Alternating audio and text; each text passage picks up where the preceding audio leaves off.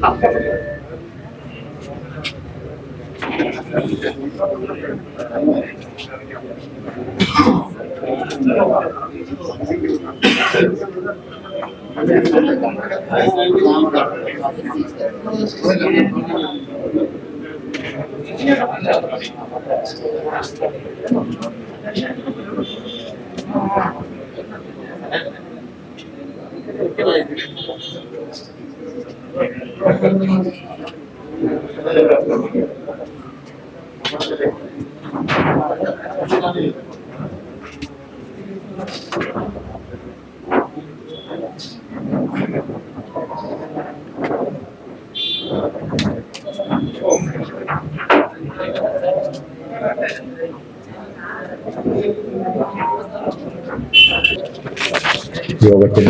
അധ്യക്ഷൻ സർവീസ് സെന്ററിന്റെ ചെയർമാനായ ശ്രീ സുഭാഷ്, ചടങ്ങിൽ സംബന്ധിക്കുന്ന ജില്ലാ കോൺഗ്രസ് കമ്മിറ്റിയുടെ അധ്യക്ഷൻ ശ്രീ പാലോഴി, മുൻ മന്ത്രി ശ്രീ എസ് ശിവകുമാർ, ശ്രീ എൻ പീതാംബരക്കുറുപ്പ്, ശ്രീ ശരത്ചന്ദ്ര പ്രസാദ്, KPCയുടെ general secretary GS Babu, service സെന്ററിന്റെ ഭാരവാഹികളായ ശ്രീ മാത്യു വിൻസെന്റ്, പനവിള രാജശേഖരൻ, പാടശ്ശേരി ഉണ്ണി, മറ്റ് വിശിഷ്ട വ്യക്തികളെ, സഹോദരി സഹോദരന്മാരെ പിടിക്കുന്നു.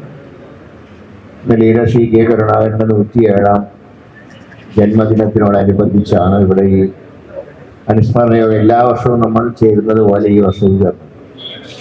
പക്ഷെ ഇവിടെ നേരത്തെ സ്വാഗത പ്രാസംഗികനും അധ്യക്ഷനും സൂചിപ്പിച്ച പോലെ ഇത്തവണത്തെ ജന്മദിനത്തിന്റെ പ്രത്യേകത, വർഷങ്ങളായി കാത്തിരുന്നൊരു സംരംഭത്തിന് ഇന്ന് ആരംഭം കുറിക്കാൻ സാധിച്ചു എന്നാണ്. അദ്ദേഹത്തിന്റെ പേരിൽ നിർമ്മിക്കുന്ന മന്ദിരത്തിന്റെ അതിന്റെ തറക്കല്ലിടൽ വർഷങ്ങൾക്ക് മുമ്പാണ് നടന്നതെങ്കിലും എല്ലാ പ്രതിബന്ധങ്ങളെയും മാറ്റിക്കൊണ്ട് ഇന്ന് അതിന്റെ നിർമ്മാണം ആരംഭിച്ചിരിക്കുകയാണ്.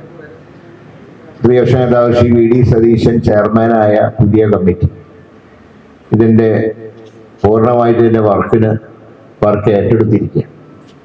അതുകൊണ്ട് തന്നെ 1.5 വർഷത്തിനുള്ളിൽ ഇത് പൂർത്തീകരിക്കണം എന്നുള്ള രീതിയിലാണ് നമ്മൾ മുന്നോട്ട് പോകുന്നത്. അതിൽ വളരെ സന്തോഷത്തോടെ പറയാൻ ഉള്ളൊരു കാര്യം, അതിലേക്ക് ഏറ്റവും കൂടുതൽ തുക നൽകിയത് തിരുവനന്തപുരം ജില്ലാ കോൺഗ്രസ് കമ്മിറ്റിയാണ്. ശ്രീ പാലോട് രവി ആദ്യത്തെ വിഹിതം 60 ലക്ഷം രൂപ നൽകിയ ഞാൻ ഓർക്ക്. അത് പിന്നീട് 22 ലക്ഷം കൂടെ തന്ന ഏതാണ്ട് ഇപ്പോൾ 82 ലക്ഷത്തോളം തുക DCCയുടെ കോട്ടയിൽ നൽകിയിട്ടുണ്ട്. അപ്പൊ അതുകൊണ്ട് തന്നെ, കാരണം ഈ മന്ദിരം പണിയുന്നത് തിരുവനന്തപുരം നഗരത്തിലാണ്. അപ്പോൾ തീർച്ചയായിട്ടും ജില്ലാ കോൺഗ്രസ് കമ്മിറ്റി അക്കാര്യത്തിൽ നല്ലൊരു പ്രവർത്തനമാണ് കാഴ്ചവെച്ചത് എന്ന് ആമുഖമായിട്ട് പറയാൻ ആഗ്രഹിക്കുന്നു. ശ്രീ K കരുണാകരനെ കുറിച്ച് നന്നായിട്ട് അറിയുന്നവരാണ് സ്റ്റേജിലുള്ളവരെ, മുമ്പിലിരിക്കുന്നവർ. അദ്ദേഹത്തിന്റെ ഭരണ നേട്ടങ്ങൾ, ഇന്നുള്ള യാതൊരു സൗകര്യങ്ങളും ഇല്ലാത്ത കാലത്ത് വൻകിട പദ്ധതികൾ ഏറ്റെടുത്ത് നടപ്പാക്കിയതൊക്കെ അദ്ദേഹം മുഖ്യമന്ത്രിയും അതിനു മുമ്പ് ആഭ്യന്തരമന്ത്രിയായിരുന്നപ്പോഴാണ്. കേരളത്തിൽ ആദ്യത്തെ ചലച്ചിത്ര സ്റ്റുഡിയോ അത് ഇൻഫർമേഷൻ വകുപ്പിന്റെ ചുമതല വഹിച്ച കാലത്താണ് തിരുവല്ലത്ത് സ്ഥാപിക്കുന്നത്.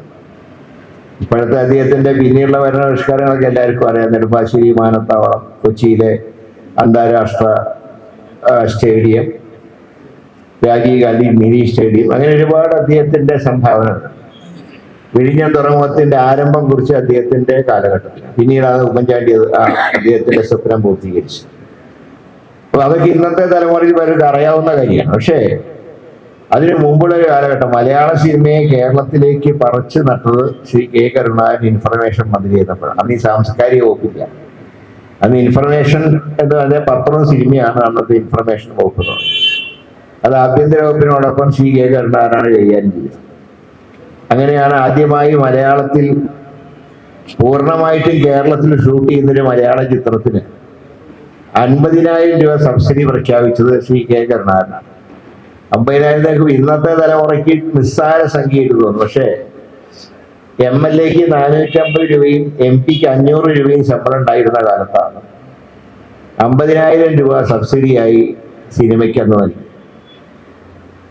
അപ്പൊ അന്ന് ഫിലിം പ്രൊഡ്യൂസേഴ്സ് പറഞ്ഞൊരു കാര്യം, ഞങ്ങൾക്ക് കേരളത്തിലേക്ക് വരാൻ താല്പര്യമൊക്കെ ഉണ്ട്, പക്ഷേ ഷൂട്ട് ചെയ്ത് കഴിഞ്ഞാൽ ഇതിന്റെ പ്രോസസ്സിങ് നടത്തണമെങ്കിൽ സ്റ്റുഡിയോയും അതിനനുബന്ധിച്ച സംവിധാനങ്ങളും ഉണ്ടാവണം. അതുകൊണ്ടാണ് ഞങ്ങൾക്ക് വരാൻ മടിയല്ല. ഞങ്ങൾക്ക് കേരളത്തിൽ ഫിലിം ഷൂട്ട് ചെയ്യാൻ സന്തോഷം. അപ്പൊ അതിന്റെ മുന്നോടിയായിട്ടാണ് ആദ്യമായിട്ട് അദ്ദേഹം ഫിലിം ഡെവലപ്മെന്റ് കോർപ്പറേഷൻ സ്ഥാപിച്ചത്. ആ ഫിലിം ഡെവലപ്മെന്റ് കോർപ്പറേഷനാണ് പൂന ഇൻസ്റ്റിറ്റ്യൂട്ടിൽ അന്ന് പ്രവർത്തിച്ചിരുന്ന ശ്രീ PRS പിള്ള ചെയർമാൻ, തിരുവനന്തപുരത്തുകാരൻ തന്നെയായ സാഹിത്യകാരൻ ശ്രീ G വിവേകാനന്ദൻ MD-യുമായിട്ടുള്ള ആദ്യത്തെ ഫിലിം ഡെവലപ്മെന്റ് കോർപ്പറേഷൻ. ആ കോർപ്പറേഷനാണ് സ്റ്റുഡിയോ പ്രവർത്തനം പൂർത്തീകരിച്ചത്. അപ്പൊ അതൊക്കെ ചരിത്രത്തിന്റെ ഭാഗം തന്നെയാണ്. ഇതെല്ലാം പറഞ്ഞ മറ്റൊരു വിഷയം കൂടിയാണ്. പിന്നീട് ഇന്ത്യയിൽ പല ഭാഗത്തും ഈ അടുത്ത കാലങ്ങൾ വരെ ഇന്ന് മാവോയിസ്റ്റുകൾ എന്ന പേരിലാണ് അറിയപ്പെടുന്നെങ്കിലും പണ്ട് നക്സൽ പ്രസ്ഥാനം ഇന്ത്യയിൽ ആരംഭിച്ചപ്പോൾ അന്ന് അതിന്റെ ഏറ്റവും ഭീകര പ്രവർത്തനം നടന്നൊരു സംസ്ഥാനം കേരളമായി. അതായത് രണ്ടാം EMS സർക്കാരിന്റെ ഏതാണ്ട് മധ്യത്തിലെത്തിയപ്പോഴാണ് നക്സൽ പ്രസ്ഥാനം കേരളത്തിൽ ശക്തി പ്രാപിച്ചത്. മാർക്സിസ്റ്റ് പാർട്ടിയിൽ തന്നെയുള്ള കൂടുതൽ അക്രമ ചിന്തയുള്ളവർ ആണ് പിന്നീട് ഇതിന് രൂപം നൽകിയത്, നക്സൽ പ്രസ്ഥാനത്തിന്. അത് കേരളത്തിൽ ഏറ്റവും ആദ്യം പോലീസ് സ്റ്റേഷൻ ആക്രമണങ്ങൾ. ആദ്യത്തെ പോലീസ് സ്റ്റേഷൻ ആക്രമിച്ച് പുൽപ്പള്ളിയിലാണ്, വയനാട് പുൽപ്പള്ളിയിൽ ഒരു SI-നെ കൊല്ലുകയും ആ SI-യുടെ ശരീരത്തിലുള്ള രക്തം ചുമരിൽ പതിച്ചു. ആദ്യത്തെ ഭീകരാക്രമണം നടന്നത് പുൽപ്പള്ളിയിലെ. പിന്നീട് പല ആക്രമണങ്ങളുണ്ടായി. കോങ്ങാട്ട് പ്രദേശത്ത്, പാലക്കാട് കോങ്ങാട് നാരായണ മേനോൻ എന്ന ജന്മിയെ അർദ്ധരാത്രി ആക്രമിച്ച നക്സലേറ്റ് അദ്ദേഹത്തിന്റെ തല വെട്ടി പുളിക്കടവിൽ കൊണ്ടുവച്ചു. സംഭവം നടന്ന 12 മണിയാണെന്ന് കാണിക്കാൻ 12 മണി ക്ലോക്ക് നിർത്തിവെച്ചു. അന്ന് സ്ഥിരം മുദ്രാവാക്യായിരുന്നു മാവോ സൈത്തൻ സിന്ദാബാദ്, നക്സൽ ബാരി സിന്ദാബാദ്. കിളിമാനൂർ രാജ കുടുംബത്തിലെ അംഗങ്ങളെ തൂണിനോട് ചേർത്ത് കെട്ടി തല വെട്ടി ഭീകരാന്തരീക്ഷം ഉണ്ടാക്കി. അങ്ങനെയൊക്കെ നിന്ന കാലത്ത് ഈ നക്സൽ പ്രസ്ഥാനത്തിനെ തുടച്ചു നീക്കിയ 2 പ്രമുഖ വ്യക്തികൾ എന്ന് പറയുന്നത്, ഒന്ന് ശ്രീ K കരുണാകരൻ, 2 CH മോഹൻദാസ്. അവരുടെ ഇച്ഛാശക്തിയുടെ പ്രവർത്തനം കൊണ്ടാണ് ഈ പ്രസ്ഥാനം കേരളത്തിൽ വേരറ്റ് പോയി. പക്ഷെ അതിന് K കരുണാകരൻ ഒരുപാട് പിന്നീട് രാജൻ സംഭവത്തിലൊക്കെ അതിന് ഒരുപാട് പഴി കൊടുക്കേണ്ടി വന്നു. ശരിക്കും പറഞ്ഞാൽ അങ്ങനെ അന്ന് രാജനെ അറസ്റ്റ് ചെയ്യുമ്പോൾ അദ്ദേഹത്തിന് അടിയന്തരാവസ്ഥയായതുകൊണ്ട് സെൻസർഷിപ്പ് ഉണ്ടായിരുന്നത് കൊണ്ടും കോഴിക്കോട് ജില്ലയിലെ കായണ്ണ പോലീസ് സ്റ്റേഷൻ വാർത്ത ആരും പത്രത്തിലൊന്നും വായിച്ചില്ല. കായണ്ണ പോലീസ് സ്റ്റേഷൻ നക്സലൈറ്റുകൾ ആക്രമിക്കുകയും പോലീസ് സ്റ്റേഷനിലെ തോക്കുകൾ കൊള്ള ചെയ്ത് കൊണ്ടുപോയി. അതിന്റെ ചോദ്യം ചെയ്യലാണ് അവസാനം രാജനെയും കുറെ കുട്ടികളെ കസ്റ്റഡിയിലെടുത്തും ചോദ്യം ചെയ്തു. പിന്നീടുണ്ടായ സംഭവം ഞാൻ അതിലേക്ക് കിടക്കുന്നില്ല. പക്ഷെ അങ്ങനെ ഒരു ശക്തമായ നിലപാടെടുത്തതുകൊണ്ട് നക്സൽ പ്രസ്ഥാനത്തിനെ കേരളത്തിൽ തുടച്ചു നീക്കാൻ കഴിയും. ഞാൻ ഇപ്പോഴും ഓർക്കുന്നത്, ഞാൻ MP ആയിരുന്നപ്പോൾ എന്നോടൊപ്പം ആന്ധ്രയിൽ MP-മാരായിരുന്ന പലരും പിന്നീട് നക്സലൈറ്റുകളാൽ കൊല ചെയ്യപ്പെട്ടു. അപ്പൊ ഈ അടുത്ത കാലം വരെ ഇപ്പൊ അവിടെ പേരും രൂപവും മാറി, ഇപ്പൊ മാവോയിസ്റ്റുകളായി. ഇപ്പൊ കേരളത്തിലെ മാവോയിസ്റ്റ് പ്രവർത്തനം ഉണ്ടെങ്കിലും അതൊക്കെ ഒരു വെജിറ്റേറിയൻ സമരമാണ്. അത്യാവശ്യം കടകൾ കൊള്ള ചെയ്ത് അരിയൊക്കെ കൊണ്ടുപോരുന്നു, അല്ലാതെ ആൾക്കാരെ തലവെട്ടുന്ന ഏർപ്പാടൊന്നും പിന്നീട് കേരളത്തിലുണ്ടായി. അപ്പൊ അങ്ങനെ അടിയന്തരാവസ്ഥ കാലത്ത് പോലും ജനങ്ങൾക്ക് വേണ്ടി നിലകൊള്ളാൻ അദ്ദേഹത്തിനും അന്ന് മന്ത്രിസഭയ്ക്ക് കഴിയും. അടിയന്തരാവസ്ഥയുടെ 50-ാം വാർഷികം വലിയ ഇതായിട്ട് അതിന്റെ ചർച്ചകളും സെമിനാറുകളൊക്കെ നടക്കുകയാണ്. അടിയന്തരാവസ്ഥ തെറ്റ് ചെയ്തു, ഇന്ദിരാഗാന്ധി തെറ്റാണെന്നൊക്കെ പറയുമ്പോൾ ഇന്നത്തെ സമൂഹത്തിലെ ന്യൂനത ഞാൻ കാണുന്നത്, ഏതൊരു സാഹചര്യത്തിൽ അടിയന്തരാവസ്ഥ പ്രഖ്യാപിച്ചു എന്നുള്ള ചർച്ചകൾ നടന്നത്. ദോഷങ്ങളുടെ ചർച്ചയാണ് നടന്നതെങ്കിൽ എന്തുകൊണ്ട് പ്രഖ്യാപിക്കേണ്ടി വന്നു? പലരും പറയുന്ന പോലെ അലഹബാദ് ഹൈക്കോടതിയുടെ വിധിയല്ല ഇത് പ്രഖ്യാപിക്കാനുള്ള കാരണം. അതിനു മുമ്പ് തന്നെ ജനങ്ങളാൽ തെരഞ്ഞെടുക്കപ്പെട്ട കോൺഗ്രസ് സർക്കാരുകൾ അട്ടിമറിക്കാൻ ശ്രമങ്ങളുണ്ട്. ഇവിടെ നമ്മള് വിമോചന സമരത്തിനെ കുറിച്ച് പറയുന്നത്, വിമോചന സമരം പിന്നീടും ഇന്ത്യയിൽ അരങ്ങേറിയിട്ടുണ്ട്. അതായത് ഗുജറാത്തിൽ ചിമൻഭായ് പട്ടേലിന്റെ നേതൃത്വത്തിലുണ്ടായിരുന്ന കോൺഗ്രസ് സർക്കാരിനെതിരെ ശ്രീ ജയപ്രകാശ് നാരായണന്റെ നേതൃത്വത്തിൽ വിദ്യാർത്ഥികളെ ഇളക്കി വിട്ടുകൊണ്ട് സമരം ഉണ്ടാക്കി. 5 വർഷത്തേക്ക് തിരഞ്ഞെടുത്ത സർക്കാരിനെ, ചിമൻഭായ് പട്ടേൽ സർക്കാരിനെ പ്രവർത്തിക്കാൻ കഴിയാത്ത സന്ദർഭം ഉണ്ടാക്കി. അതിന്റെ ഫലമായി ആ സർക്കാരിനെ, കോൺഗ്രസിന്റെ സർക്കാരിനെ, കോൺഗ്രസിനെ തന്നെ പിരിച്ചുകൊണ്ടി വന്നു ഈ സമരക്കാരൻ. പിരിച്ചുവിട്ടില്ലെങ്കിൽ ഞാൻ ഭക്ഷണം കഴിക്കില്ല എന്ന് പറഞ്ഞ് മൊറാർജി ദേശായി നിരാഹാരം ഇരുന്നു. ഇതൊക്കെ ജനാധിപത്യമായിരുന്നോ? ഏതായാലും ആ സർക്കാരിനെ പുറത്താക്കിയതിന് ശേഷം ഇത് അവിടെ കൊണ്ട് അവസാനിച്ചില്ല. ഇത് ബീഹാറിലേക്ക് കടന്നു. ഡോക്ടർ ജഗന്നാഥ് മിശ്രയുടെ നേതൃത്വത്തിൽ ഉണ്ടായിരുന്ന കോൺഗ്രസ് സർക്കാരിനെതിരെ സമരം ചെയ്യുക മാത്രമല്ല, പാരലൽ നിയമസഭാ തെരഞ്ഞെടുപ്പ് പ്രഖ്യാപിച്ചു ശ്രീ ജയപ്രകാശ് നാരായൺ. അതായത് ഇപ്പൊ നമ്മളെ പിണറായിക്കെതിരായിട്ട് ഒരുപാട് സമരം നടത്തുന്നുണ്ട്, ഇപ്പോഴും സമരം നടത്തുന്നുണ്ട് എന്ന് വിചാരിച്ച് നമ്മളാരെങ്കിലും ഈ സർക്കാരെ ഞങ്ങൾ അംഗീകരിക്കില്ല, അതുകൊണ്ട് ഞങ്ങൾ ഫ്രഷ് ഇലക്ഷൻ നടത്താൻ പോവാന്ന് പറഞ്ഞ് നമ്മൾ ഇലക്ഷൻ നടത്തുമോ? ഞാൻ ചോദിക്കട്ടെ, നാളെ 150 സീറ്റിലേക്ക് നമ്മൾ തന്നെ തെരഞ്ഞെടുപ്പ് നടത്തി ഞാനും ശിവകുമാറും പാലോടിയും ശരത്ചന്ദ്ര പ്രസാദും ഞങ്ങളൊക്കെ MLA-മാരായിട്ട് സ്വയം പ്രഖ്യാപിച്ചാൽ ജനാധിപത്യം എന്താ പിന്നെ അതിന്റെ അവസ്ഥ? അങ്ങനെ പാരലൽ അസംബ്ലി പ്രഖ്യാപിക്കുകയും ബീഹാറിലെ സർക്കാർ അട്ടിമറിക്കാൻ നോക്കിയും ഇന്ദിരാഗാന്ധി ഇനി നടത്തില്ല. ആ സമയത്താണ് ഇന്ദിരാഗാന്ധിയുടെ ഇലക്ഷൻ അസാധുവാക്കുന്നത്. ആ അസാധുവാക്കിയതിനെ തുടർന്ന് ശ്രീ ജയപ്രകാശ് നാരായണന്റെ പ്രഖ്യാപനം, അദ്ദേഹം പറഞ്ഞു പട്ടാളം ഇന്ദിരാഗാന്ധി അനുസരിക്കാൻ പാടില്ല. അങ്ങനെ പറഞ്ഞിട്ടില്ലേ? അതില്ലാതെ ആർക്കെങ്കിലും പറയാൻ പറ്റും? പാർലമെന്റ് വളയാൻ പറഞ്ഞു പട്ടാളത്തിനോട്. ഞാൻ പറയുന്നത് ഇത്രയും നമ്മൾ നരേന്ദ്രമോദിയെ എതിർക്കുമ്പോഴും, ഇപ്പൊ പകൽഗാമിലൊക്കെ സംഭവം ഉണ്ടായില്ലോ, നമ്മൾ പട്ടാളത്തിനോട് നമ്മൾ പറഞ്ഞോ നരേന്ദ്രമോദി അനുസരിക്കാൻ പാടില്ല എന്ന്? അങ്ങനെ പറയാൻ പാടില്ല. കാരണം ജനാധിപത്യത്തിന് ഭീഷണിയാണ് അങ്ങനെ പറഞ്ഞത്. ആര് പ്രധാനമന്ത്രി ആവട്ടെ, അവരുടെ ഭരണം ശരിയാവട്ടെ തെറ്റാവട്ടെ, ആ സർക്കാരിന് തെറ്റുകൾ ഉണ്ടെങ്കിൽ തെറ്റുകൾ ചൂണ്ടിക്കാണിച്ച് പ്രവർത്തിക്കുന്നതിന് പകരം ഇന്ത്യൻ പട്ടാളത്തിനോട് ഇന്ത്യൻ പ്രധാനമന്ത്രി അനുസരിക്കരുത് എന്ന് ആഹ്വാനം ചെയ്താൽ നമ്മുടെ ജനാധിപത്യം അതോടെ തീർന്നു. അടിയന്തരാവസ്ഥ പ്രഖ്യാപിച്ച് 3 മാസത്തിനുള്ളിലാണ് ബംഗ്ലാദേശിന്റെ അധിപനായിരുന്ന മുജീബുർ റഹ്മാനെ അവിടെ പട്ടാളം വെടിവെച്ചു. അത് രാഷ്ട്രത്തലവനായി സങ്കല്പിച്ചിരുന്ന മുജീബുർ റഹ്മാനെ അദ്ദേഹത്തിന്റെ കുടുംബാംഗങ്ങളിൽ, അദ്ദേഹത്തിന് ഒരു മകൾ അസീന മാത്രമാണ് രക്ഷപ്പെട്ടത്. കാരണം അവർ വിദേശത്ത് പഠിക്കാൻ പോയി. ബാക്കി കുടുംബത്തിൽ എല്ലാവരും വെടിവെച്ചു വന്നു. അന്ന് ഇന്ത്യയിൽ ഉണ്ടായിരുന്ന ഒരു കാര്യം എന്ന് പറയുന്നത്, ഇന്ത്യയിൽ വെച്ചത് ബംഗ്ലാദേശിന് കൊണ്ടുവന്നാണ് അന്നത്തെ പ്രധാനപ്പെട്ട വാർത്ത. ഇനി അടിയന്തരാവസ്ഥ പ്രഖ്യാപിച്ചത് ഇന്ത്യയിലെ ജനങ്ങൾ മുഴുവൻ തള്ളി കളഞ്ഞിട്ടുണ്ട്. ഉദാഹരണമാണ് കേരളം. നിയമസഭയിൽ 140 സീറ്റുകളിലേക്ക് നടന്ന തെരഞ്ഞെടുപ്പിൽ ഏറ്റവും ഹയസ്റ്റ് 111 കോൺഗ്രസ് ഉൾപ്പെട്ട സഖ്യം ജയിച്ചു. ലോക്സഭയിൽ 20-20 കോൺഗ്രസും CPI-യും കേരള കോൺഗ്രസും മുസ്ലിം ലീഗ് അടങ്ങിയ സഖ്യം ജയിച്ചു. തമിഴ്നാട്ടിലെ 39 സീറ്റുകളിൽ 35-ലും കോൺഗ്രസ് DMK സഖ്യം ജയിച്ചു. ആന്ധ്രയിൽ 41 സീറ്റിൽ 40-ഉം കോൺഗ്രസ് ജയിച്ചു. കർണാടകത്തിൽ 28-ൽ 26-ഉം കോൺഗ്രസ് ജയിച്ചു. അപ്പൊ ഞാൻ ചോദിക്കട്ടെ, ഇന്ത്യയിൽ മുഴുവൻ ഭീകരമായിരുന്നെങ്കിൽ ഈ സ്റ്റേറ്റിലെ ജനങ്ങളെന്ന് വിട്ടികളായി. കേരളത്തിലെ ജനങ്ങൾ വോട്ട് ചെയ്തില്ലേ? പിന്നെ അടിയന്തരാവസ്ഥ പിൻവലിച്ചത് രംഗം ശാന്തമായപ്പോൾ ഇന്ദിരാഗാന്ധി തന്നെയാണ് പിൻവലിച്ച് ഇലക്ഷൻ പ്രഖ്യാപിച്ചത്. ആ ഇലക്ഷനിൽ തോറ്റപ്പോ അവർ രാജിവെച്ചു, അന്തസ്സായി. ഞാൻ ചോദിക്കട്ടെ, ഇന്ത്യൻ സ്വാതന്ത്ര്യ സമരം പോലത്തെ ഒരു സമരവും അടിയന്തരാവസ്ഥക്കെതിരെ കേരളത്തിൽ ഇന്ത്യയിൽ നടന്നിട്ടില്ല. ജയിലിലിട്ടവരൊക്കെ നല്ല കുട്ടികളായിട്ട് ജയിലിൽ കടന്നു. പലരും പല കാരണങ്ങൾ പറഞ്ഞ് ജയിലിൽ നിന്ന് ഇറങ്ങി, ചില അസുഖങ്ങൾ പറഞ്ഞിറങ്ങി. ആരും രണ്ടാം സ്വാതന്ത്ര്യ സമരം ഉണ്ടായിട്ടില്ല.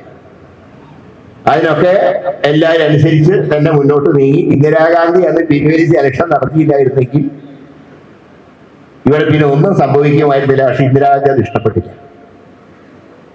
ഇലക്ഷൻ നടത്തി പരാജയപ്പെട്ടപ്പോ കേരള ശബ്ദത്തിന്റെ റിപ്പോർട്ടറായിരുന്ന KVS ഇളയത്, അന്നത്തെക്കാൾ ഏറ്റവും മികച്ച റിപ്പോർട്ടറായിരുന്നു. അത് ഇന്ദിരാഗാന്ധി ഇന്റർവ്യൂ നടത്താൻ ചെയ്തു. KVS ഇളയത് അടിയന്തരാവസ്ഥയിൽ ഇന്ദിരാഗാന്ധിയൊക്കെ നഖശീകാരണം എതിർത്ത വ്യക്തിയാണ്.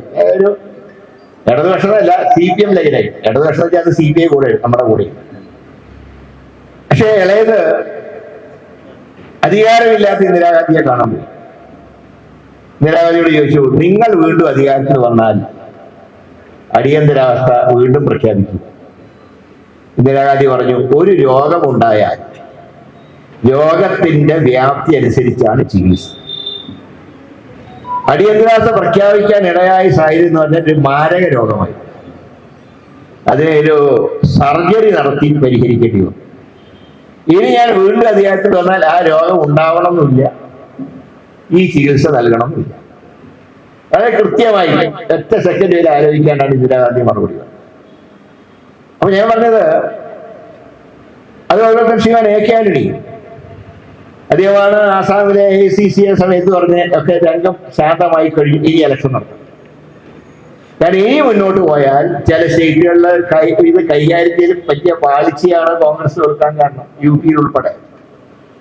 പക്ഷെ ഇവൻ ആന്റണി പറഞ്ഞു, ഇനി മതി, ഇനി നമുക്ക് ജനാധിപത്യത്തിലേക്ക് തന്നെ തിരിച്ചു പോകണം, ഇനി ഒരു നിയന്ത്രണവും പാടില്ല. അത് ഇന്ദിരാഗാന്ധി അംഗീകരിച്ചു. അന്ന് പലരും മുറുമുറുത്തു, ആന്റണിനെ അടുത്തന്നെ പിടിച്ച് അകത്താക്കുന്നു, അന്ന് തന്നെ അകത്താക്കുന്നത്. പക്ഷേ ഇന്ദിരാഗാന്ധി അവിടെ പറഞ്ഞു ശരിയാണ്. റിപ്പോർട്ടുകളൊക്കെ നോക്കുമ്പോൾ അങ്ങനെ ഒരു സ്ഥലത്തിലും മറ്റ് അക്രമങ്ങളോ കാര്യങ്ങളോ ഇല്ല, ശാന്തമായി ഇലക്ഷൻ നടത്തി. തോറ്റപ്പോൾ അംഗീകരിച്ചു. അത് ഇന്ദിരാഗാന്ധിയെ തന്നെ 2 കൊല്ലത്തിനുള്ള ജനങ്ങൾ 3/2 ഭൂരിപക്ഷത്തോടെ തിരിച്ചു കൊണ്ടുവന്നില്ലേ 2002 തെരഞ്ഞെടുപ്പ്. അപ്പൊ നമ്മൾ ഈ വസ്തുതകളൊക്കെ മറന്നുകൊണ്ട് എന്തോ ഭീകരാവസ്ഥയുണ്ടായി. പക്ഷേ രാജൻ സംഭവത്തിൽ തന്നെ ഒരു കാര്യം ഞാൻ പറയാം. ഇങ്ങനെ ഒരു ചെറുപ്പക്കാരൻ മരണപ്പെട്ടു എന്നുള്ള അറിവൊന്നും CK കരുണാകരൻ ഉണ്ടായിരുന്നില്ല, ഇന്നും വ്യക്തമല്ല. ഞാൻ പറയാൻ കാരണം, സാധാരണ അദ്ദേഹം ഒരു കാര്യത്തിലും കുടുംബമായിട്ട് ആലോചിക്കാറില്ല. ഒരു തീരുമാനം എടുത്താൽ ആ തീരുമാനം ഞങ്ങളെയൊന്നും അറിയിക്കാറില്ല, ഞങ്ങളതിൽ ഇടപെടാറില്ല. പക്ഷെ 2 സന്ദർഭങ്ങളിൽ അദ്ദേഹം ഞങ്ങളോട് ചോദിച്ചു, ഞങ്ങളുടെ അഭിപ്രായം ചോദിച്ചു. ഒന്ന്, രാജനെ കാണാനില്ല എന്ന വാർത്ത വരികയും സമരങ്ങൾ അരങ്ങേറുകയും ചെയ്തപ്പോൾ അദ്ദേഹം പറഞ്ഞു, ഞാൻ രാജിവെക്കുന്നതാണ് നല്ലതെന്നാണ് എനിക്ക് തോന്നുന്നത്. അപ്പോൾ അദ്ദേഹം പറഞ്ഞൊരു വാചകം, ആ കുട്ടീനെ ആരൊക്കെ ഒളിപ്പിച്ചു വെച്ചിരിക്കുക, ഒരുപക്ഷെ എൻ്റെ രാജി കൊണ്ട് ചിലപ്പോൾ ആ കുട്ടി പുറത്തു വന്നു വരാം. അങ്ങനെയാണ് രാജിവെക്കാനുള്ള തീരുമാനം അദ്ദേഹം. അപ്പോഴും അദ്ദേഹത്തിന് എന്താണ് സംഭവിച്ചത് അദ്ദേഹത്തിന് അറിയില്ല. പക്ഷെ അദ്ദേഹം അതിന്റെ ധാർമ്മിക ഉത്തരവാദിത്വം ഏറ്റെടുത്തു. കാരണം ഞാൻ അറിഞ്ഞില്ല എന്ന് പറഞ്ഞാൽ അദ്ദേഹത്തിന് മോശമല്ലേ. അദ്ദേഹം പറഞ്ഞു, ഞാൻ അതിന്റെ ഉത്തരവാദിത്വം ഏറ്റെടുത്തു. ഒരു കമന്റ് ആണെന്ന് കോടതിയുടെ ഭാഗത്ത് വന്നത്, വിധിയല്ല. അതായത് കേരള നിയമസഭയിൽ അന്ന് മുഖ്യമന്ത്രിയായി ചാർജ് എടുത്ത K കരുണാകരൻ പറഞ്ഞു, ഇങ്ങനെ വ്യക്തിയെ കസ്റ്റഡിയിൽ എടുത്തിട്ടില്ല. കോടതി പറഞ്ഞ് ലഭ്യമായ തെളിവനുസരിച്ച് കസ്റ്റഡിയിൽ എടുത്തായി തെളിവുണ്ട്, ഒന്നുകിൽ ഹാജരാക്കണം, അല്ലെങ്കിൽ എന്തുകൊണ്ട് കോടതിയിൽ ഹാജരാക്കാൻ കഴിയുന്നില്ല എന്ന് ഞങ്ങളെ ബോധ്യപ്പെടുന്നു. താൻ നിയമസഭയിൽ പറഞ്ഞൊരു കാര്യം തെറ്റാണ് എന്ന് കോടതി കമന്റ് ചെയ്തപ്പോഴാണ് K കരുണാകരൻ രാജിവെച്ചത്. ഇന്നൊക്കെ ആണെങ്കിൽ എത്ര കമന്റ് ചെയ്യുന്നുണ്ട്, പിണറായിക്കൊക്കെ വല്ല നോട്ടം കൊണ്ടുപോകും.